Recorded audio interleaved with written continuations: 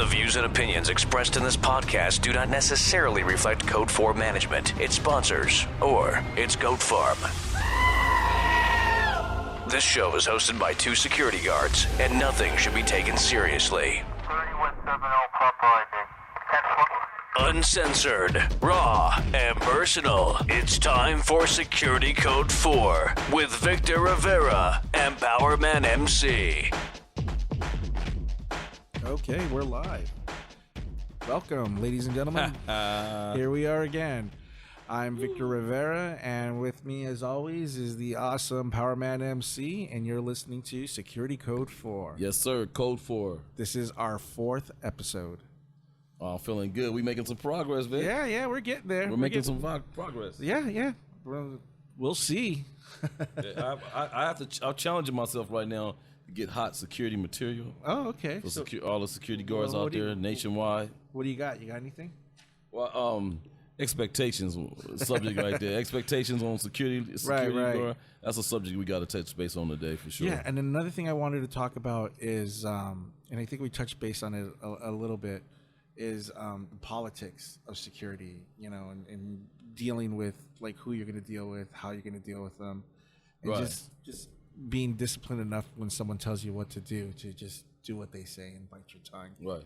You know what? Go ahead. I'm sorry. No. It's just you see some guards, they're told what to do, and you can tell by their face, their attitude. It just doesn't project.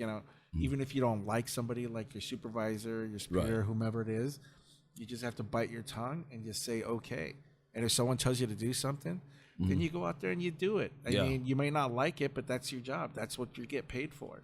Right. You can't be spoiled. You just got to do it. I mean, our parents, the generation before us, they had some real shit they had to deal with, and we're complaining about just little minor things. Like, I don't want to go outside and wear an orange vest and deal with cars or something like that. It's just, come on, just do it. Right. It's a job. You see, they sign up for it. They need to go ahead and you're being paid to do something. Just do it.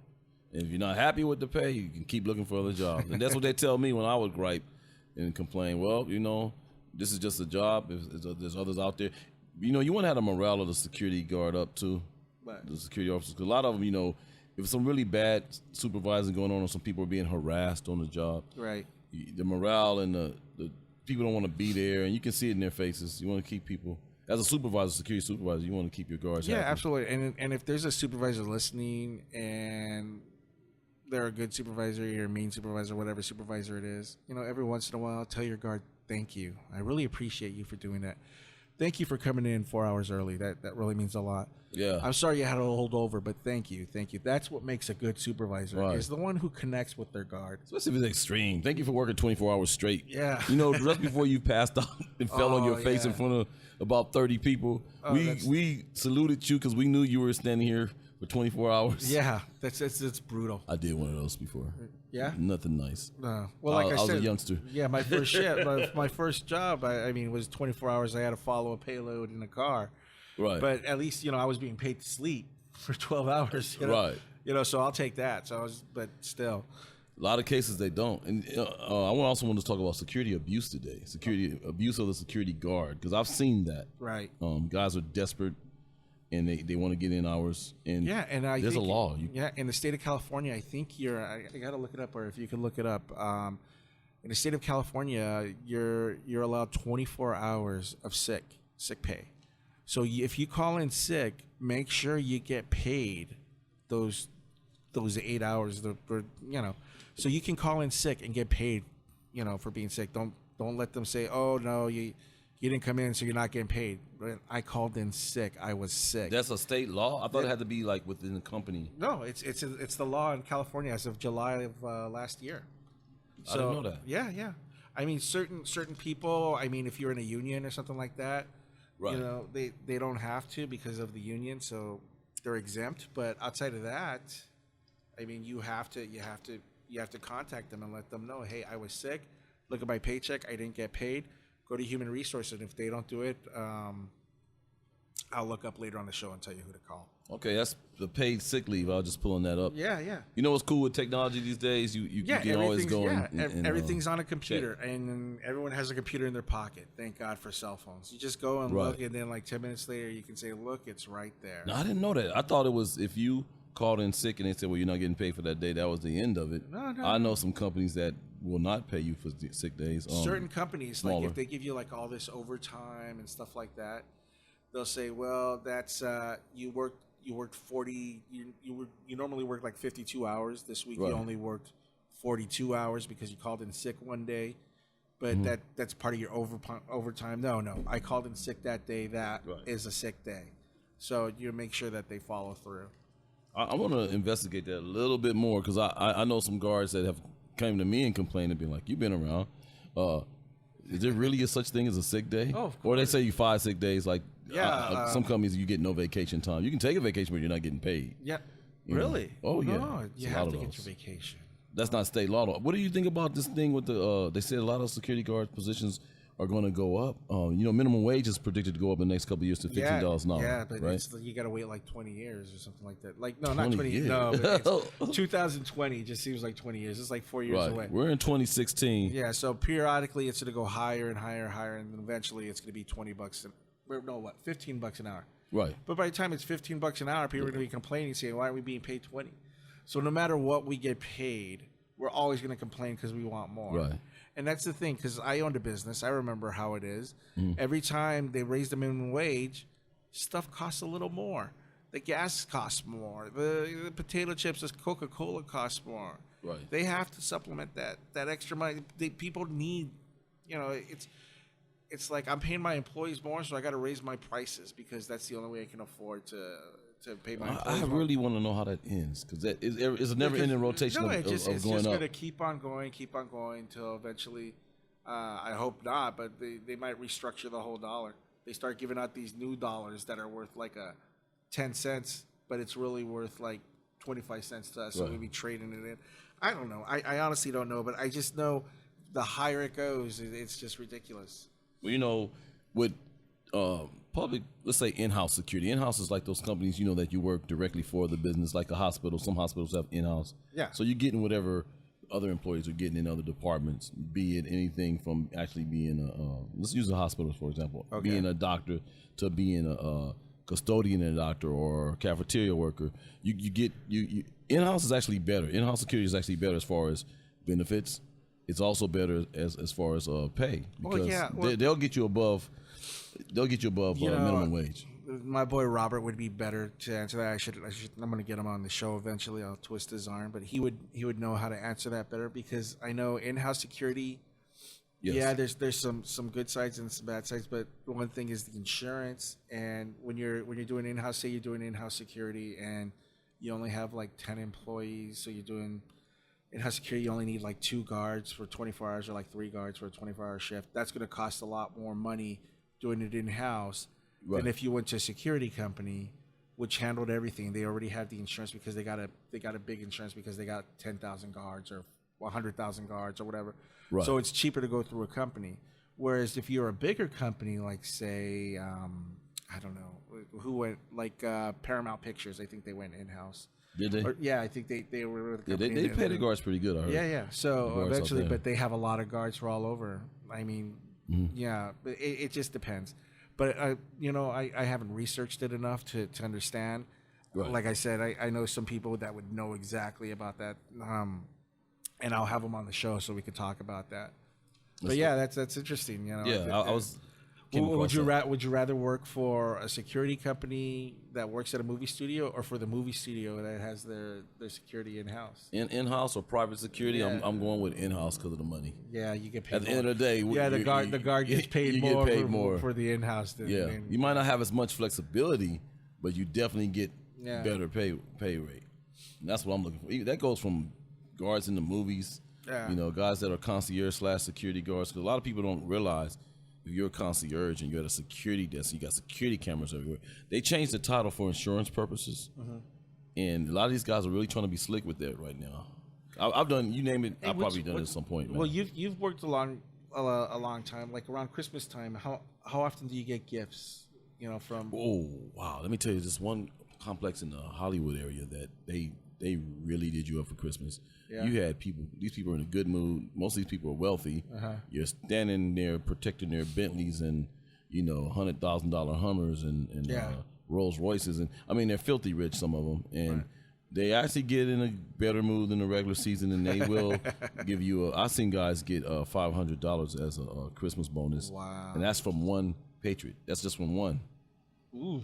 Yeah. So a couple of guys over that way in the Hollywood, West Hollywood area, I was like, I wanted to be there so bad, but I know that I said maybe I should stop the entertainment. Different security companies are different. There's certain. I remember even when I took the class, they would say it's not proper to take gifts.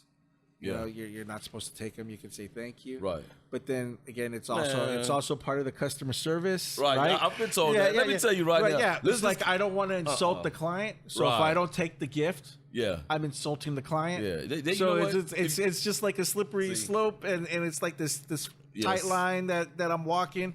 I'm trying to thread the needle here. If it's Christmas, now let's say if they don't believe in Christmas. I know people that don't even follow the Christian faith and believe in Christmas, but when they giving Christmas bonuses, no one usually says no, especially if it's about $1,000 in there. And I've seen that in those areas. Yeah, I've seen everything from $50 or $25 gift cards to $500 to $1,000 in bonuses. Wow. I'm not saying no to money. I got kids, man. You coming to me and they don't take the money. It's a conflict of interest. Yeah, if a guy comes up to you and says Merry Christmas, and then you say, oh no, I can't. No, it's just Merry Christmas. There you go. The guards are not supposed to take it. Yeah, you're not supposed to take it. I'm taking it. I'm sorry. And then if my boss start telling me don't do it, I'm gonna say, so what you giving me? I'm gonna protest it. You screwed. But I'm still gonna take it. But I'm gonna protest it. I say no, I can't. While I take the envelope and put it in my pocket, I just can't do this. I'm sorry. Thank you, man. But well, he's gone. I'm calling him a Scrooge. You stopping the Christmas bonus, man? Come on, man. You really, people gotta look at it for what it is, though. And some people got such a huge complex about. I understand it's about such this person do something wrong when you took money from them. You may have to confront them later in the future. Well, y'all gonna have to fire me. If somebody give me $1,000 Christmas bonus, I'm taking it, dog. Oh my God. I seen that. I buddy of mine got that. I was in shock. I had never seen that before. I know a guy. He worked at a truck yard over there by the docks, and different truck guys would come in and give him gifts. And this one truck driver gave him a pile of porn, like porn DVDs. That was his Christmas gift? Well, I guess the guy delivered for a porn thing, and they gave him that. Right. So it's like here, but like on Christmas, he had a pile. He had porn. He had movies.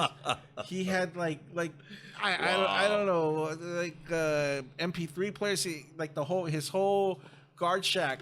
The gifts that they gave him was just filled with stuff. So he worked there at the he worked at a guard shack.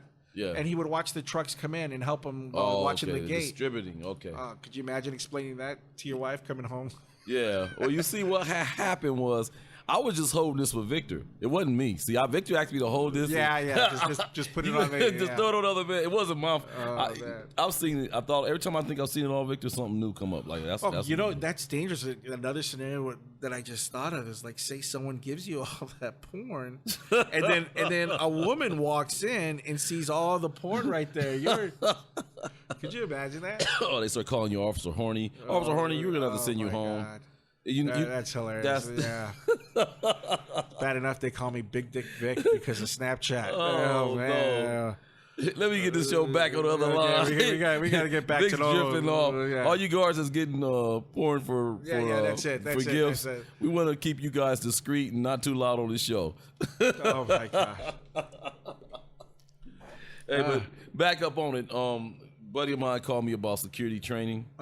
And I told him maybe on the 4th of the next show we'll have some addresses for you guys that are interested in getting. Yeah. People have been asking where would training. I go, and you know what, we're gonna get a list together, and we'll, depending on where you guys are, we'll give you like the best place to go. This is a nationwide show, so but we'll get you like the most cost effective way to get a guard card. In fact, there's some ways that you can get a guard card without ever having to pay for it, and we'll delve into that next week.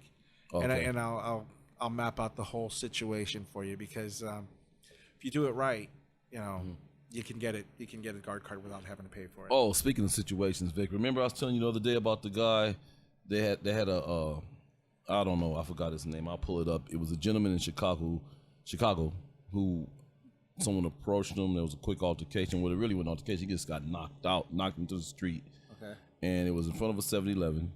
And the guy was out cold. Instead of trying to help him or people walking up and saying, "Are you okay?" That's right. Yeah, they walked up and picked his pockets, man. He got run over by a car. Then, I mean, that's enough insult to get knocked out. Now you got guys robbing you. You're unconscious. And now a taxi driver just rolls over him like he's just a piece of meat. You see that situation. You're a security guard. Say you're working a strip mall, and you see a guy unconscious. You see people. Sad, man. What do you do? Well, they said there was no security there, but later that day, the chief of police came out and made a chief or one of the supervisors out there said this was a security issue that was overlooked. And I'm like, they called the paramedics was called, but the guy was real quick. Oh, someone passed out. So they say call the paramedics when in fact it was an assault.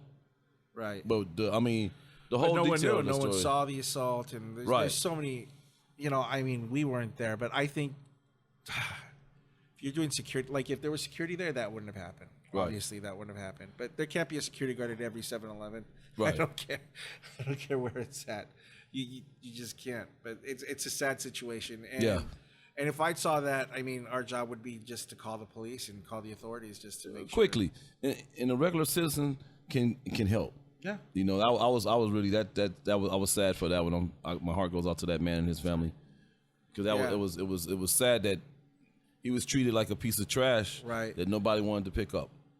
And it was a human being. Yeah, I know. I as a person, I couldn't just walk by and let that happen. Then the taxi's coming. One almost hit him, and then another one did come and completely ran him over. Yeah, he died. No one said anything. And it was just, people were just walking by like whatever. And, I'm like, this is what a lot of our world's turning into. Right. It was big time sad for me, man. Big time sad. Because I'm thinking nobody in this world can be that cruel. Right.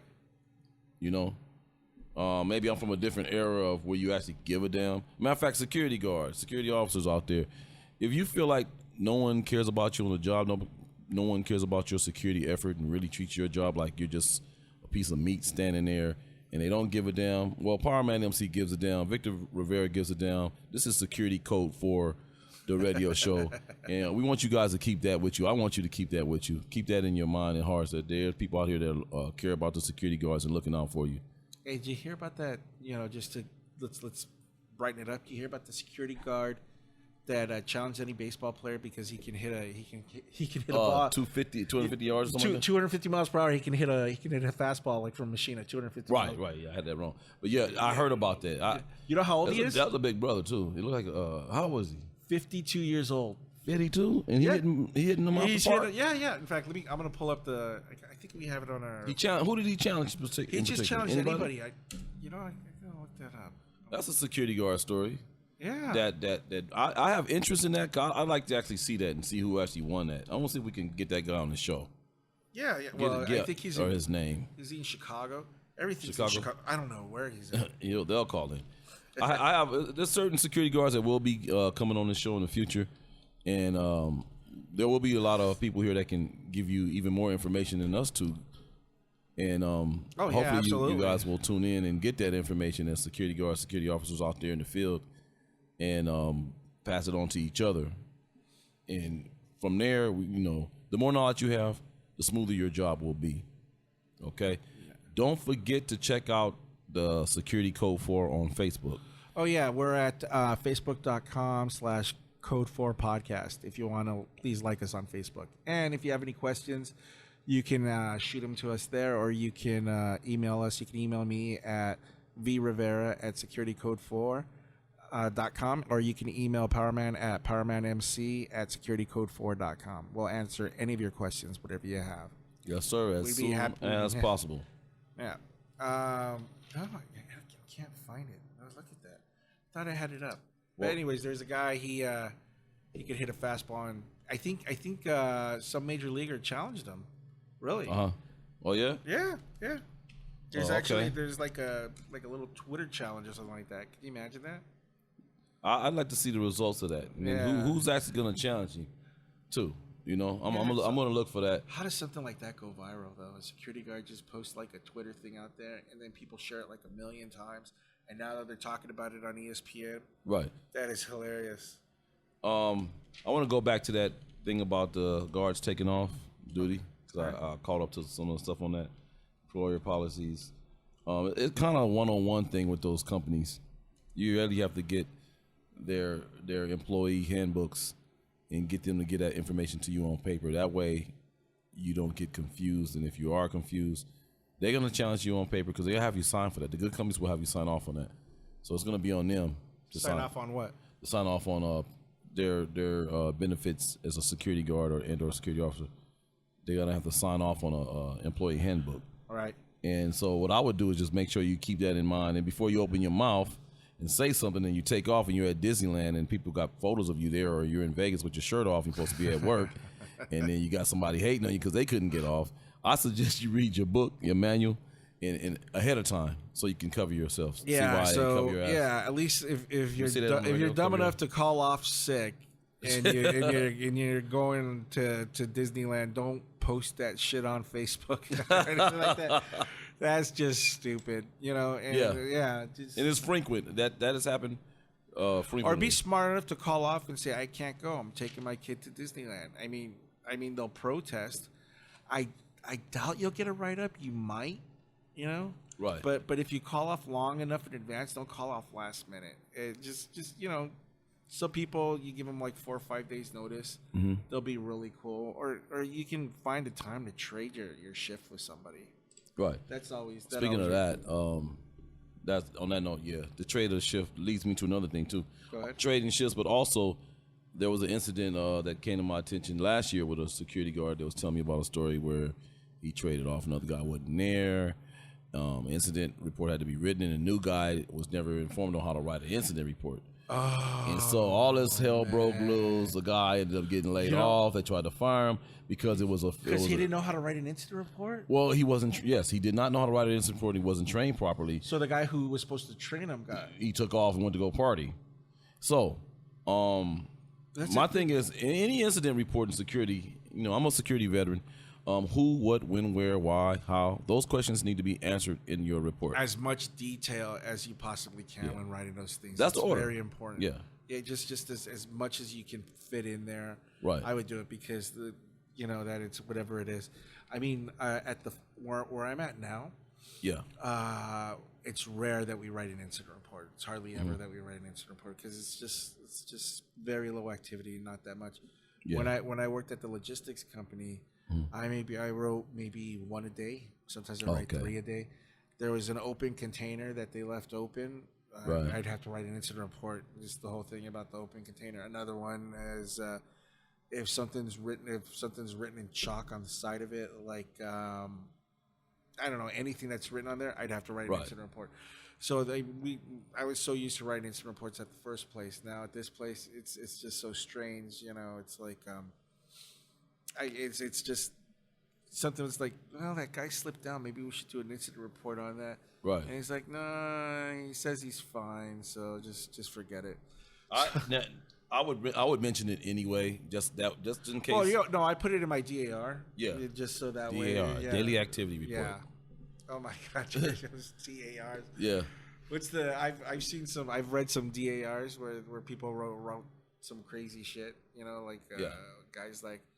I'm killing ants all day here, you know, just like, just killing ants, insects, ants. Like because he's cleaning up the desk and there's a bunch of ants and he's just.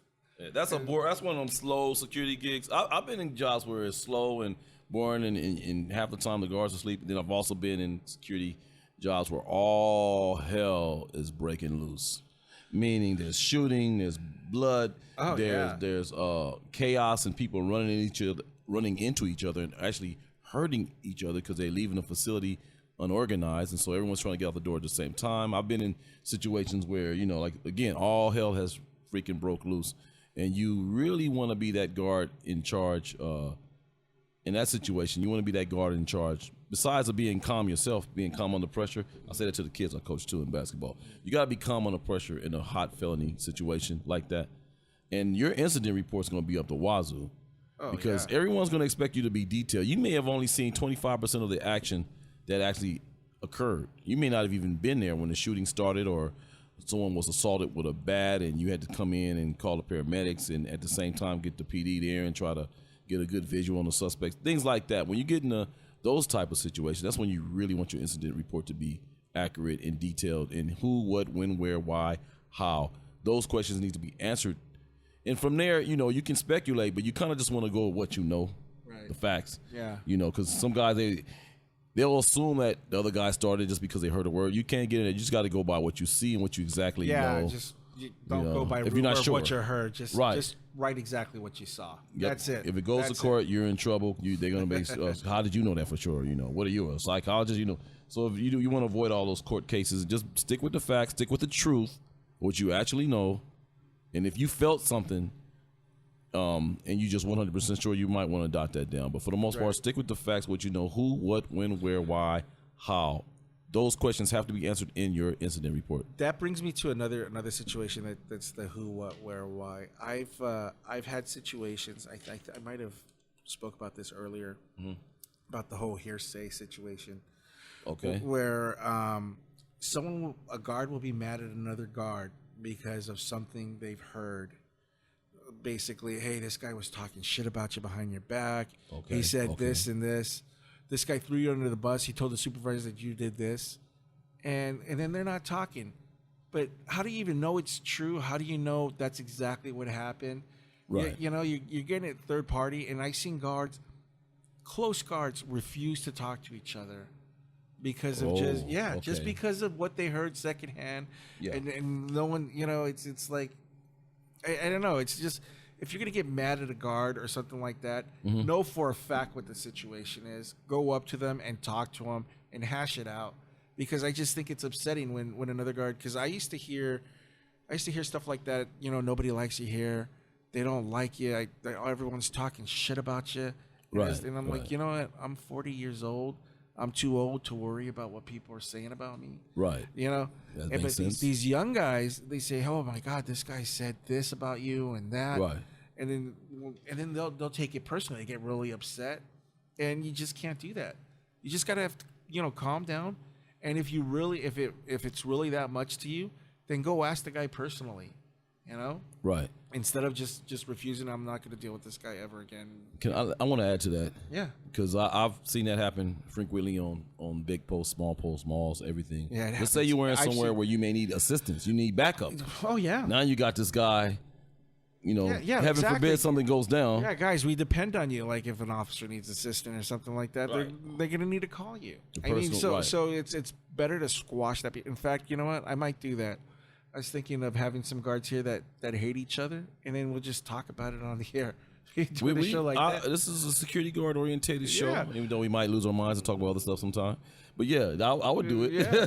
I would definitely do that. Yeah, because it's just so silly sometimes. Because in the end, we all work for the same company. We all have to go home. We're all doing the same job.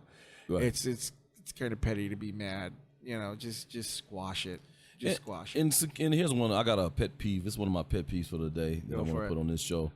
Some of these security guards, some of these security companies, supervisors, security officers, supervisors, security guard supervisors. I'm talking to you. Stop hiring people that are unqualified to work security. Oh my God, that's if you know a guy is cross-eyed, he can't see in one eye, and the other one is blurry, and you also have the fact that this person is about 4'1", he's shy, and he really don't want to be there, but he just needs a job, and you're going to put him there to play the role of bouncer. Don't get desperate and hire people that are not qualified mentally and physically. Yeah. I see it so many times. They should not be out there. If someone's hired right, and they have a handicap, say you're missing an arm or a leg, and okay, I'm going to have this guy just work the lobby or something like that. Right. There's other positions to put them in, but don't put them. I've seen people hire desperate companies. I've seen this, Vic. I had a guy. Let me share a story with you guys. His name was Margie. I'll never forget his name, and I'm not going to say his full name because I don't want to really put him on blast too much. But we were patrolling. This was one of those guys who was completely lost, didn't want to be there, couldn't speak the language. He's at about 4'2", 4'3". And I'm not picking on short people because some people, short people can protect themselves. You remember Gary Coleman did security. Hey, there it is. There you go. Well, that's celebrity security he was right there. he was making $8 an hour. That's hey, that's like Power Man MC on the podcast show. I don't know. Here's my thing with that. This guy was not qualified. He didn't want to be there. He was what you talking about? scared.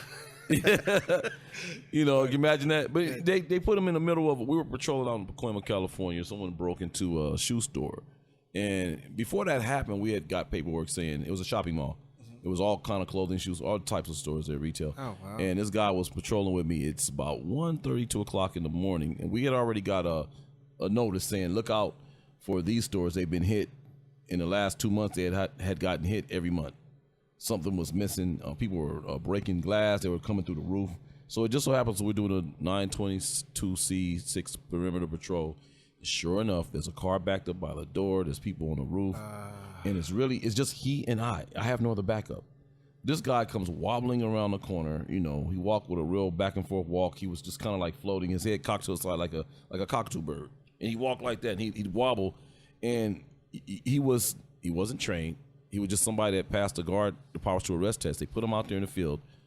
And now we're walking through Crips, Bloods, and all other kind of gang activity and robbers. Okay, this guy walks around the corner, and I catch it, and I'm like, Marge, take 2 steps back. Take 2 steps back. Be real quiet. We need to call this in. Don't call it in loud. Let's click the radio because we don't know if these guys are armed or what. I don't think they know we're here yet. You know, watch my back. He freaks out. He goes, oh, my gosh. Oh, my gosh. This is a real situation. Look, they're breaking in the roof, and the car is there. Oh, my God. He has a bat. I think he has a knife. Are they really criminals in there? And he gets locked.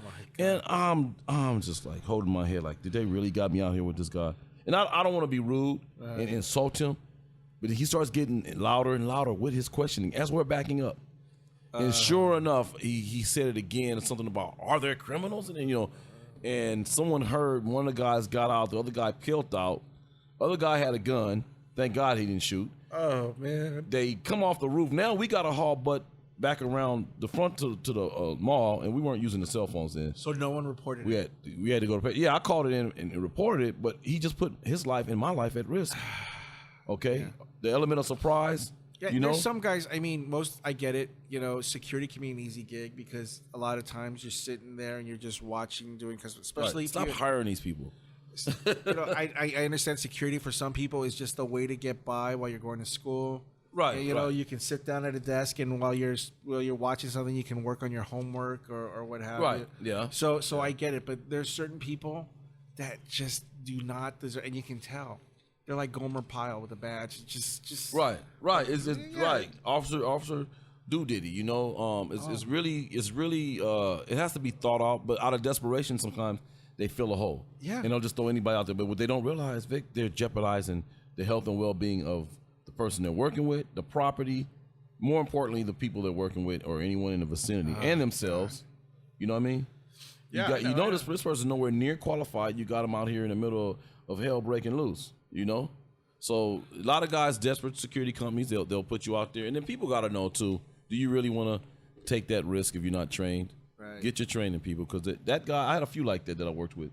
And it was very, very, very frustrating. I had guys, loss prevention we had to take down, and it's going to be a confrontation. You're hoping the police are there, depending on the item. Right. The laws have changed because before you could pat people down, once you took them into custody or detained them to bring back the store's property or whatever in loss prevention. Now, the last few years, they've been saying people can't do that. I kind of, turned on back to my entertainment side of the business, so I got away from it. But there's still a lot of things you can't do to protect yourself anymore. Everyone's so happy. Oh, yeah. So you got to have mentally sharp people out there. And if you need to pay these guards more money, please pay them more money. Yeah, because we'll take it. Yeah. We'll but to get a better person out there. Oh, yeah, you'll get a better guard with more money. Yeah. Right. That's why they say, you get what you pay for. Right. You want to pay them minimum wage or below minimum wage, and don't train them and then expect them to do an outstanding job for you.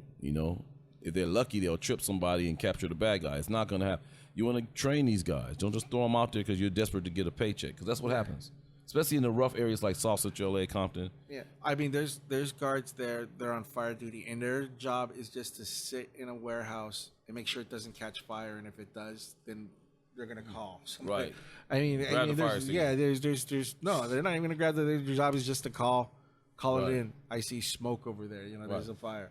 Well, the first line of business is observe and report. Yeah, But you of got course. some guys that are not even qualified to do that, Vic. Yeah, I know. And they're on post. Yeah, they fall asleep. Right. Or they're on their phone. They're not paying attention. Right. Or they're playing their 3DS or whatever. You know, it's yeah. You see that. It's unfortunate. You see it. Like when I was supervisor, I saw that all the time. You'd catch guys Oh doing that. yeah. See? The phone. You're not supposed to have. You know, I'd go and I'd tell my guys. I'd say, look, out of sight, out of mind. As long as I don't see it, then for all I know, you don't have it. Right. But if I see it, I'm gonna write you up. So be a little smart, be aware, be sharp, and remember, there's a camera right there, and I'm looking. Right. There's cameras all. Yeah, we got cameras everywhere. Yeah. So you know, do your job, and you know, Right. most of my guys, pretty much all of them listened, and if they didn't, you know, I'd have to write them up, but it was rare. I'm looking forward to seeing better trained security personnel, security guards. I for one, think that it's a business that's not a lot of attention isn't paid attention to certain security guard personnel. And that starts with the company and the hiring process. Whoever's in the human resources department or whoever's going out here scanning these guards. Right. That's another thing. You know, I'll bring somebody in. Let me see if I can get her in here who can talk more about getting your guard card for free. There's a whole interview process for it. I know we talked about it earlier, but I'm gonna see if I can get her in here, and then she'll tell you all the steps you need to do it. When are we gonna have the show with the guy that worked at the Playboy Mansion? I'm ready to hear all those juicy security stories. Yeah, I know a few guards that work there, and we'll definitely get one in here. I mean, there's a lot of stories out there. Just got to pick and choose which one to share.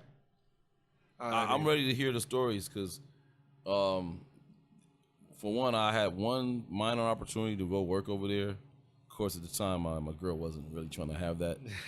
And then, you're supposed to observe and report. But see, let me tell you about places like that. Just like being security at a strip club. Certain places you work security, there's a lot of information that never meets the public eye or heard by the public ear. Yeah. Well, I'll tell you one story, and I'm probably, just not really a story, but whenever they bring Hugh Hefner out there, yeah, there's like 2 rows of security around him. There's one around him to stop people from coming up to him just to touch him or to talk to him. Right. And another row where to tell him to step back. Hefner's coming out. Okay. And if someone goes through like the first row, the second row there escorts him out of the Playboy Mansion. So, okay. Yeah, so he's so well protected by guards. Imagine how many guards they have just for that. Well, yeah. Well, he's also And that filthy guy's rich. like in his 90s, right? He's up Is there. he? Yeah, he's up there. I heard he was going to sell. Yeah, I heard that The Playboy Playboy- Mansion's for sale, but he has to Yeah. still live there. Wow. Can you imagine that? I don't know how that's going to work out. He's such a polarizing figure at the Playboy Mansion, being the founder of that and the main guy that's doing everything. But I've heard stories that again, Playboy is such a different thing now. They don't even have nude models anymore. No. No, they stopped. It's just like Maxim. They want to go more like Maxim magazine. Okay, that's a little bit level. That's a classier level, I'd say. And here's the thing with guys. Yeah, he's 90 years old. Wow, that's just crazy. He's always has the young hotties on his hand still. He's 90. 90. Go figure. And I think his girlfriend's like in her 20s or something like that. I think at this point that's probably all still part of the image. I mean, if he's still a Playboy at that age and he still got it like that, I might have to change my name to Hugh Hefner. Power Man Hugh Hefner Gibbs MC. Look at that. Wow, man. Yeah, you're online. That guy buys Viagra by the pound. I don't know what he's worth, but I know the security at one point had to be so high. You also had these guys that were trying to grab a lot of the girls. What? A lot of the women were trying to. Oh, yeah. I had one outside detail, and I couldn't wait to get back in that crowd, but someone else got the job. They pay well, too, the Playboy Mansion. You will be taken care of. You will be compensated. Sort of like some of the hotels in Vegas. Right. Some of those hotels are in-house security. Some of them are different hired out. Hello. We got people. A lot of people curious. They see the microphones up. They Yeah. know we're on the radio. They know we're Yeah, live. they want to see what's going on. They want to know what's going on with Security Code 4. That's funny. Guards, if no one gives a damn about you, here on this show, you got two guys that do. Victor Rivera, Power Man MC, Security Code 4. Make a note of that and pass that on to each other. Did I ever tell you? I got a security story for you. There's a guy. He's working a hotel. It's like 1 or 2 o'clock in the morning, and he's looking on the cameras, and he sees in the lobby that there's an old man sitting in a chair, sleeping, and the guy just wakes up and whips it out and starts whacking it right there in the middle of the night. What? Yeah, he just starts jerking it right there. So the guard goes down there and he says, "Hey, what the fuck are you doing?" And the old guy says, "I'm 88 years old and I get one heart on a year. So when I got it, I got to make the most of it." Oh my God. So the security guard, you know what he does? He says, "Okay, carry on." He just walked. Wow. Could you imagine that? Wow, what do you do? What do you do with a situation like that? Well, I haven't seen that, and I don't want to see that. Yeah. Thank you. But I had a situation in the again, this is an area where they really don't like you talking about what goes on in Hollywood, West Hollywood. Yeah. But I was working this one building where a gentleman, I don't know if I mentioned the story, where he was seeing the elephants and the ninjas jumping off his balcony. Oh, was he? He came downstairs butt naked. And it was just like, I'm in the desk, the security cameras are up, and I'm thinking I'm seeing things. I'm like, okay, why couldn't it just be a beautiful woman?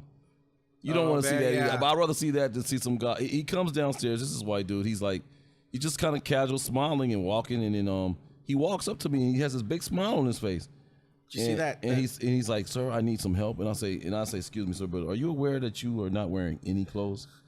And he looks at me, and he's kind of smiling, and he looks down, and he goes, "Oh."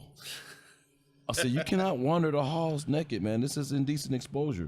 Do you see that drug, the Oh, bath my salts? People are gosh. taking the bath salts a lot. That's happening a lot. People are going out there naked, acting crazy. They're calling it. What are they on? Is this like the Sherm we talked about on the other show, or this is something different? It's bath salts. It's like the zombie drug. You can look it up. Bath salt. Bath salts. It's a drug. Hold on, I'll show you. It's a drug. It's making people crazy. You can even go on YouTube and you see different videos of cops and security trying to take these guys down because they're high on bath salts. Good grief. And anyone can get it. Man, are you serious?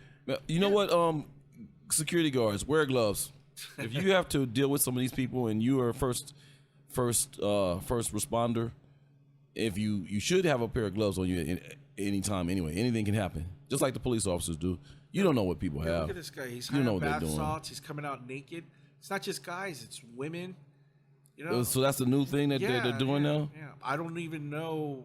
It's just you're just acting crazy on that shit. That's like Sherm and PCP, man. Yeah. In the old days. But I don't even think that stuff is that expensive. I don't know how they're using it, exactly what's going on, but they're getting high off of it. They're snorting it, or they pumping it. Or? I have no idea. I have no idea how it's done. Mm-hmm. I just know that it's. I don't want to know. But I mean, just so many people on it. You can go on YouTube and they're all crazy. They're like zombies. They're calling it like the zombie drug. I mean, they're like going out. Like, I think one guy ate somebody's face or something like that. Or what? Yeah, because it causes this excited delirium on that stuff, and anyone can get it. It's like over the counter, so it's a legal drug, and it's just causing this weird. Now, are they in public with this drug? Is this something that's going on? They find them in their homes, or I keep hearing about new things that's coming out. I think there's a conspiracy to get people high on drugs and Hey, do you remember those? and stay high. And you remember you go into a liquor That's just store? my personal conspiracy In theory. the liquor store, they have these roses that had like this little vase, and it was a rose, and they'd sell it for like 99 cents or $1 or $2. It was like a little gold vase, and it had like a little fake rose in there. They'd sell it for $2. Uh-huh. What you were really buying was that vase. The vase was a pipe to smoke crack. But they couldn't sell the vase, so they had to sell the rose. But the crack addicts saw that's crack pipe. They peel it up, they'd be smoking crack right out there. They throw it. What store is this? No, this is years ago. This is like 20 years ago back. Oh, okay. But you could go and you could buy a flower in a little container with like a little metal vase, Right. but the middle vase was actually a crack pipe. So crack addicts would take out the rose and they'd use that, and people were making money. They figured out a way to exploit the whole drug phenomenon. They were selling pipes. You know, that's sad, man. Being a someone that dealt with a lot of people on drugs in the security world, and being a father and seeing things you don't want your kids to get into. Exactly. You know, you worry about who's doing what. You know, where I coach youth, and I see things, and I see things that they do that they don't know I see, and I'm aware. I don't know what they're on, but you can kind of see it in their eyes, and the weed thing is totally out of control. Yeah, do you remember that? The love roses? They were like that. But they were really... Vaguely. I never really got into that. I didn't know what that was about. I used to just take my girl flowers. Yeah, but you see, they were all right there, and people thought that they were buying but they were really buying crack pipes. Wow. Yeah, and they could sell... those were sold at like 7-Eleven. That could be a conspiracy theory that there's a plot to get people high as possible without them knowing it, or... They're marketing cigarettes now to children with different flavors, and the kids are like, "Oh, this is great," but it's like a candy. And so, you know, subliminally, I don't know how to say subliminal. They kind of, someone said they were putting that behind the mind of you, so they can keep it going. Yeah, well, Great tobacco used to cigarettes, put those signs out there, and they put them really low so the kids could see it. Yeah, yeah. And they'd have a cartoon camel, like it's right. And they're not going to tell you, "Hey, this is going to give you cancer." Yeah, you know, your breasts are going to fall off along with your teeth and everything else, and you're going to just totally become this dreary, decrepit old person at 21 because you're a drug head. Yeah, now if you smoke a cigarette, you're an asshole. But now it's okay to vape, and the vape, you wait and see. That's gonna be the next thing. They're gonna figure out a way to get extremely high off those vapes. Well, they're doing it now. Right. At the parties now, they have this thing called NOS, and the NOS parties are, you know, we were doing security at some of those. Actually, I was doing concerts, and they were doing security. I was one of the artists there, and our security guys constantly had a problem the last 2010, 11, 12. A lot of people were doing NOS, the balloons, getting high on those. Back when you were doing when you were doing your shows, and how did you used to treat the security guards? Very well, because I understood them. Because whenever I wasn't in concert, or my day job used to be what they are doing. So did you ever see any other artists treat security guards bad, or were they all? Yeah. No, I did see some. There's some, you know, some of these guys, they want to just chase females. They're not out there for the art. They just out there to get every girl they can get. So they will let certain people come backstage that they shouldn't let come backstage. I've seen a lot of guards do favors. Girls would, you know, flash them or whatever so they can get in, or give them a phone number. And the weak guards, we would tell our guards that worth your job and what we're paying you to protect the show. Right. You know, this is a job. It's entertainment. We don't want people getting in here. Okay, she got a nice rack. That doesn't mean she flashes her boobs at you and you go, okay, you can get in. You know, she can be underage. Now you got lawsuits all over the place. Right. You know, you got to really think when you're doing the security. You got guys. That's why you want guys too that I like to question them before I hire them. You know, I want some background. Are you married? Do you have a girlfriend? Well, you know, do you have morals? Do you believe in anything? You know, how bad do you need money? You don't want desperate people cutting side gigs in line. Like I've seen in some places in Colorado and also different states that I've been in. The guys doing security, for the ones that's not getting paid enough, they'll cut their side deals. Let's say the door entry fee is $20 for the night, and you got 5 people. That's supposed to be $100. But then you have some hot female telling you, "Hey, I'll do da da da da." Yeah. Next thing you know, they got double that in the club. So you got a lot of people that didn't pay based off a phone number and some flashing. I've seen that a lot. I knew a security guard. He worked nerds. He worked a strip mall. He was a supervisor, and his job was just to it was a Japanese supermarket. Yeah. And his job was just to make sure no one would come in there. Uh-huh. And there was an underground parking, and someone went in there, and one of the guards called him, and he was too scared to go in there, so he went down there, and there was a hooker with a John right in there. Yeah. So he kicked them out. He kicked the guy out. He kicked them both out and says, "Don't come here again." So I've seen that a lot. So the hooker's pimp comes up to him. Yeah. The hooker's pimp says, "Look, let us come in there, and we'll give you $1,000 a day. Just let them come in there. $1,000 a day. $1,000. Ladies and gentlemen, security has been compromised. Yeah. Because you're gonna give me $1,000 a day, I might have to get into some pimping. No, wait. $1,000 a day. So it would come to the point. Wow. $1,000 a night. So he'd say, "Hey, we're gonna be working there the whole night, Right. And so the security guard would go to, because he was supervisor, he'd go on his day off and he'd put on the uniform. Yeah. And he'd tell the other supervisor, hey, I'm taking over your shift. Go ahead, you get paid for it, but I got it. Really? Yeah, he'd say, oh, I got mad at my wife. I'm just going to do this because this is relaxing. Go home, I got this. Are you serious? And the guy's like, really? He's like, yeah. So then he'd go in there, and then he'd say, yeah, go ahead, go in there. He got paid. That's sad, man. Yeah, he got paid $1,000 just each time. And it was like 3 times a week or something like that. Yeah, that's Imagine sad. how much they're making. Yeah, if you can give out 1,000. Wait, was that a day or a week? As a night. A night. I'll say again, security has been compromised.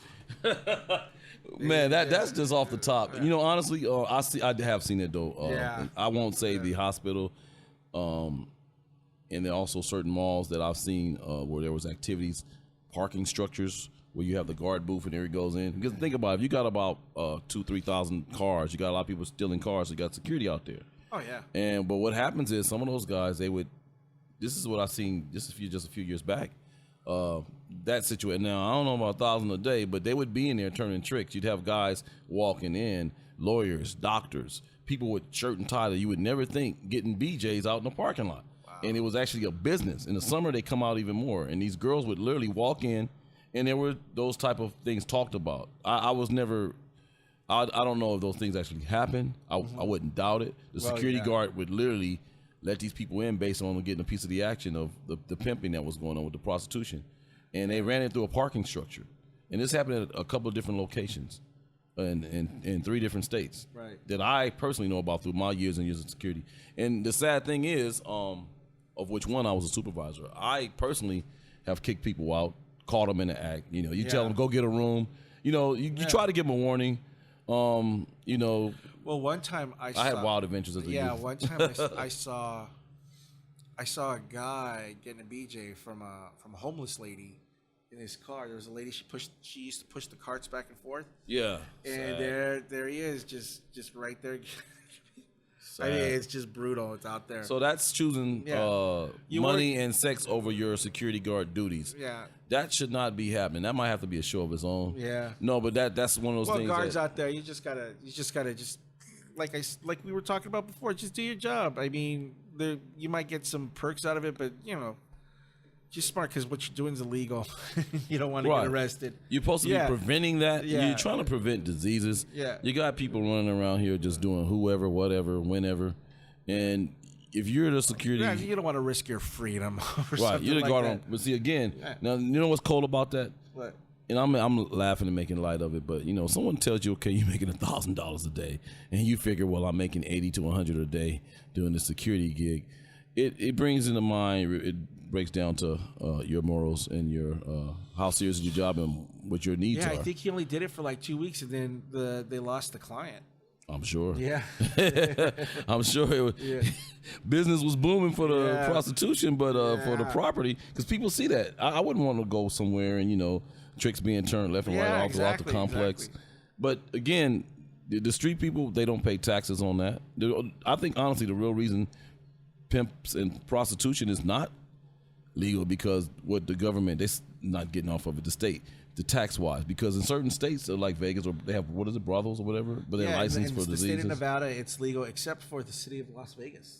Really? Yeah, it's fascinating. Oh, the actual city. I actually lived in Vegas for a few months, years ago, before one of my albums came out. Yeah. Seen a lot, bruh. I want to venture out to Vegas and talk to some of those Vegas guards. We should do that. Yeah, we got to do that. Yeah. And can we bring our show out there? Yeah, we'll travel the country. We'll go wherever we can. Okay. I mean, I have some friends out there. I have a lot of security guard friends that left California to the state of Nevada. A lot of work out there, especially in the casinos, and then there's a lot of events out there. Oh yeah, a lot of guards are hired. You got your low end quality security personnel, and then you got your high end. Yeah, well, I really high want to talk level to him and hear what they went through. Absolutely. Yeah, you get some stories, and you know what's cool about hearing other people's stories? You can learn from other people's stories how to prevent situations from getting out of hand as a security guard. And on this show, Security Code 4. With Victor Rivera and Power Man MC, Code 4. On this show, you're going to hear a lot of stories. Yeah. And the cool thing about that is you learn. Yeah. And I have a few officers that I know, too, that would come in and let you know some of the stories, because that's another story for, I guess, next time, because we're almost out of time, aren't we? Yeah. In fact, we are. But yeah, there's going to be plenty of stories to hear. This Yeah. is just our 4th episode, and I think we're doing pretty well so far. So I'm going to end it right there. I just want to tell you guys once again, if you want to get a hold of us, you can email me at vrivera@securitycode4.com.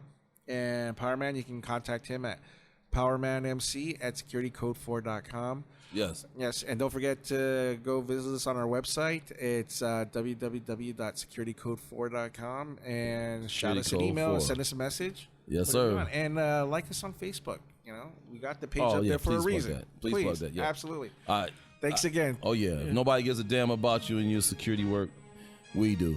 Yeah, we love you guys. Thanks for listening. All right, bye. Peace.